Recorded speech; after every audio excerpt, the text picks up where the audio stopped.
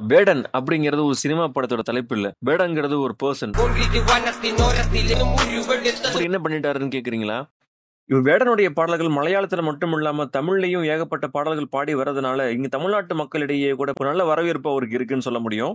அதே மாதிரி யோகி பி தான் என்னோட இன்ஸ்பிரேஷன் சொல்லியிருக்காரு. இவர் யோகி பியோட அந்த பாடல்கள் தான் என்ன இந்த அளவுக்கு கொண்டு வந்திருக்குன்னு சொல்லி, நான் சின்ன வயசுல இருந்தே ரொம்ப கஷ்டப்பட்டு ரொம்ப ரொம்ப அடிபட்டு மிதிப்பட்டு தான் நான் அந்த இடத்துக்கு வந்திருக்கேன். நான் சும்மாலாம் அந்த இடத்துக்கு வரல அப்படின்னு சொல்லியிருக்காரு.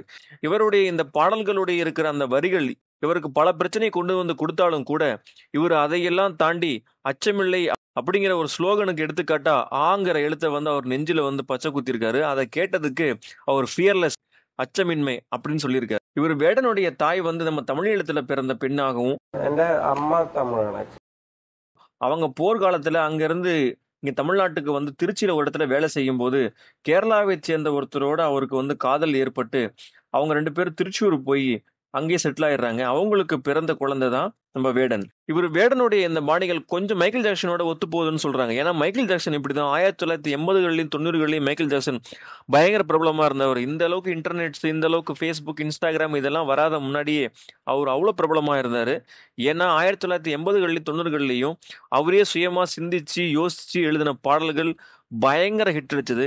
இப்ப நம்ம வேடனுக்கும் அந்த சாயல் இருக்கிறதா சொல்லி பிரபல இசையமைப்பர்கள் எல்லாம் சொல்லிட்டு இருக்காங்க.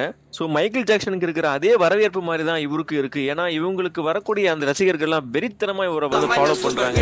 இவரை பார்த்த இடத்துல எல்லாம் அப்படி கிரேஸா இருக்கு. இவர் எங்க பார்த்தாலும் ஓடி போய் அப்படியே அவரை கட்டி பிடிச்சிக்கிறாங்க. அந்த அளவுக்கு ஆயிடுச்சு. இன்னைக்கு அவர் செய்யக்கூடிய ஒவ்வொரு ஸ்டேஜ் பர்ஃபார்மன்ஸ்லயும் குறைஞ்சபட்சம் மினிமம் 50,000 பேர் வந்து கூடுறாங்க.